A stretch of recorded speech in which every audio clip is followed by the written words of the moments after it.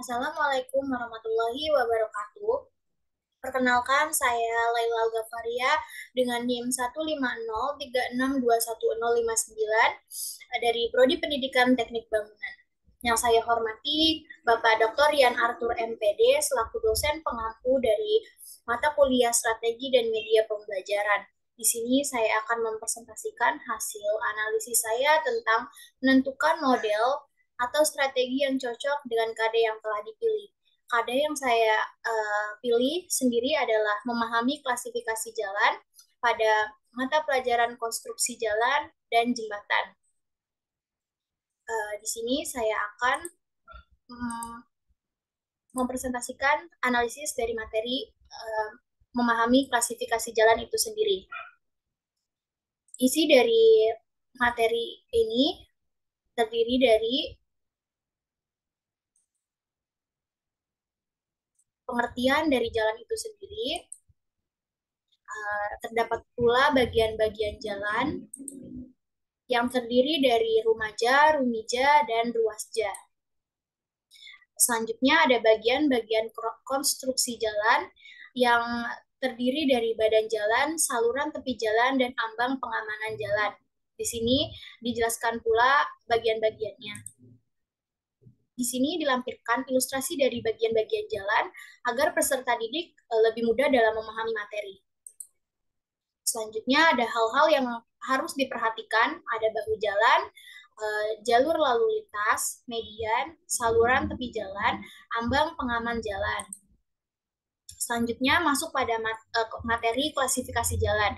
Yang pertama ada klasifikasi jalan menurut Undang-Undang RI nomor 38 tahun 2014 tentang jalan. Yang pertama ada jalan umum dan jalan khusus. Selanjutnya ada klasifikasi menurut sistem.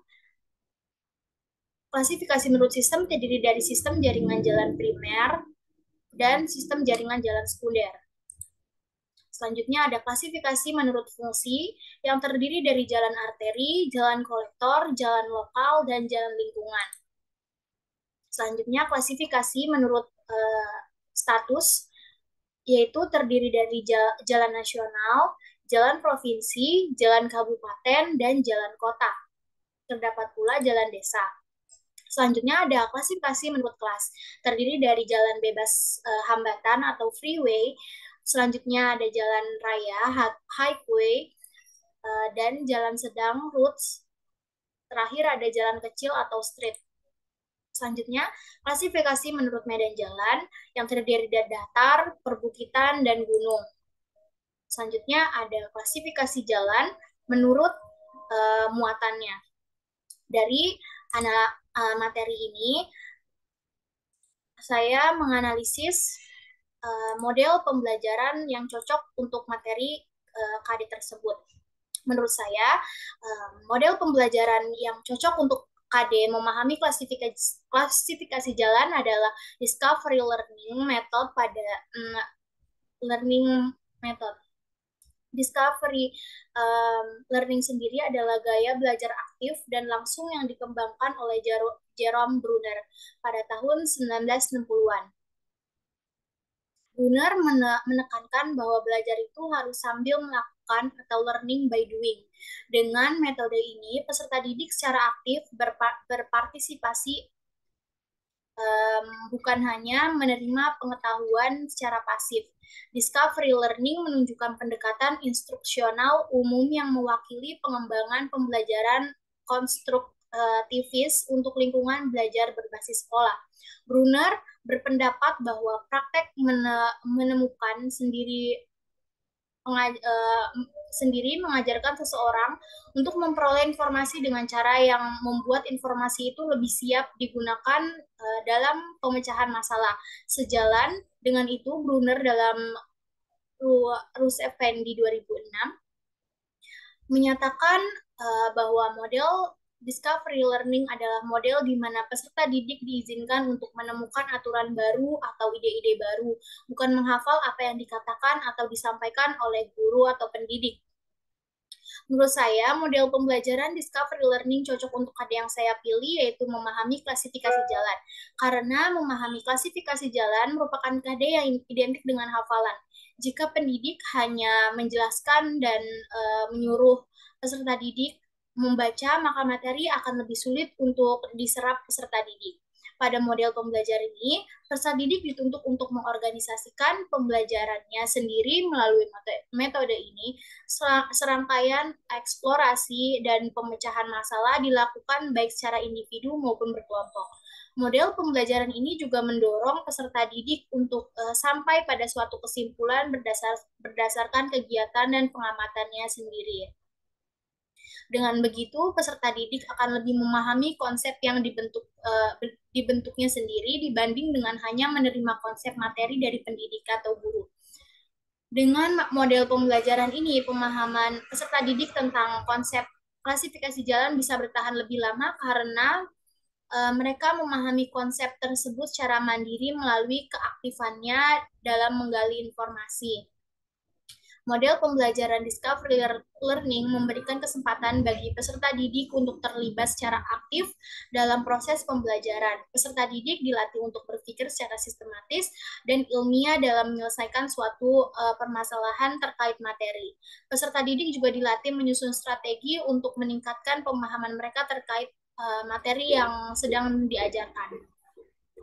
Dengan model pembelajaran ini, dapat meningkatkan keingintahuan siswa dengan memotivasi peserta didik terus bekerja hingga menemukan jawabannya. Lebih efektif dalam mentransfer pengetahuan pada peserta didik, meningkatkan penalaran atau keterampilan berpikir peserta didik, meningkatkan kreativitas, critical thinking, dan meningkatkan prestasi belajar peserta didik. Dari penelitian yang dilakukan Yogi Hermanto 2021 menyimpulkan bahwa pembelajaran discovery learning secara nyata dapat dilakukan untuk meningkatkan kompetensi peserta didik di SMK.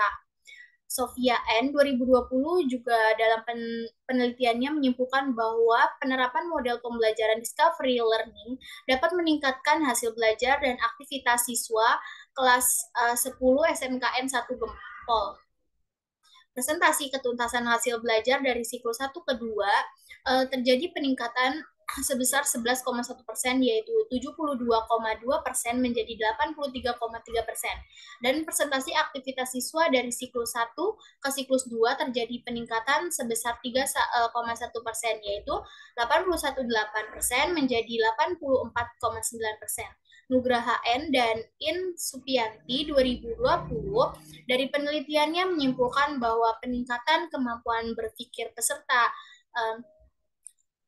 didik atau siswa SMK yang memperoleh pembelajaran menggunakan model discovery learning lebih baik daripada siswa yang memperoleh pembelajaran menggunakan model konvensional.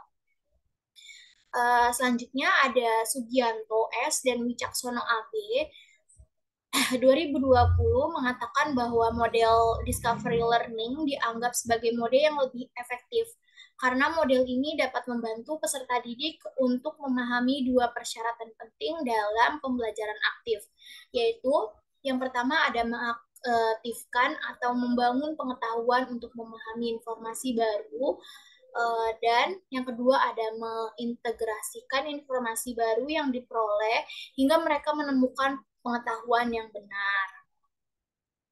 Berikut adalah daftar pusaka dari analisis saya atau referensi yang telah saya gunakan.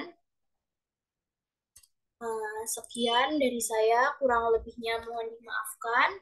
Wassalamualaikum warahmatullahi wabarakatuh.